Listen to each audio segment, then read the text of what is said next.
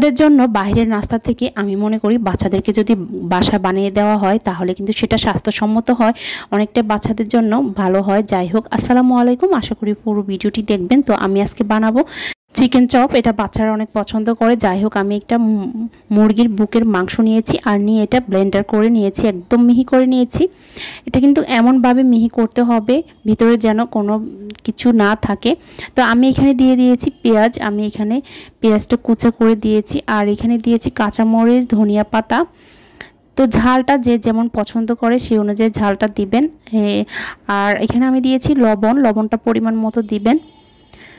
আর এখানে দিব আমি এখানে মরিচের গুঁড়া দিব, ওই যে বললাম ঝালটা যে যেমন পছন্দ করে সেই অনুযায়ী দিবেন। এখানে আমি দিলাম পাউরুটি দিয়েছি। যাই হোক, এখানে ব্রেড ক্রাম আমি এখানে গুঁড়া করে নিয়েছি, আপনারা চাইলে বাজার থেকে কিনে এনেও দিতে পারেন।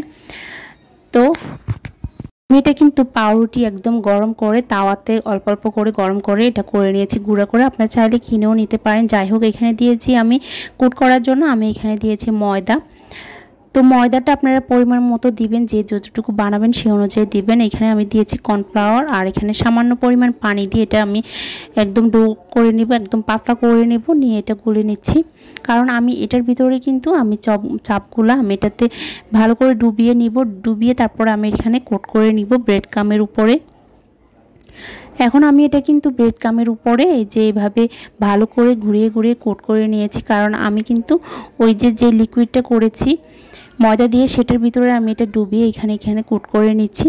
তা আপনারা চাইলে কিন্তু এটা বাজারের যে ব্রেড ক্রাম আছে সেটা দিয়ে করলে অনেকটা আরও দেখতে আরও ভালো দেখা যাবে। আর হাতের কাছে যদি না থাকে তাহলে এইভাবে কিন্তু পাউরুটি গরম করে গুঁড়া করে এইভাবে দিতে পারেন। যাই হোক, আমি এখানে হালকা তেল দিয়ে এটা অল্প আছে কিন্তু ভেজে নিব।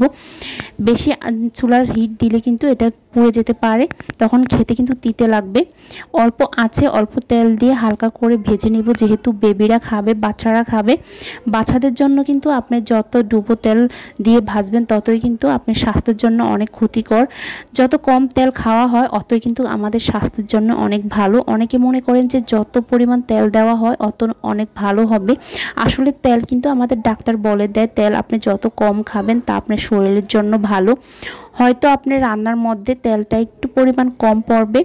যাই হোক, আপনার শরীর স্বাস্থ্যের কথা বিবেচনা করে আপনাকে এইসব মাথায় চিন্তা রেখে আপনাকে তেলটার পরিমাণটা একটু কম দিতে হবে। যাই হোক, আমি অল্প তেলে এটা কিন্তু অল্প আছে ভেজে নিয়েছি, অনেক মজা হয়েছে।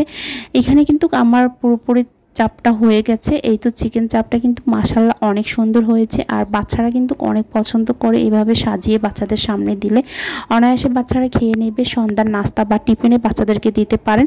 আমার এই চাপ আইটেমটা কেমন হলো, ভিডিওটি যদি ভালো লেগে থাকে অবশ্যই কিন্তু লাইক কমেন্ট শেয়ার করে দিবেন। সবাই ভালো থাকবেন। আজকে এতটুকু, আল্লাহ হাফেজ।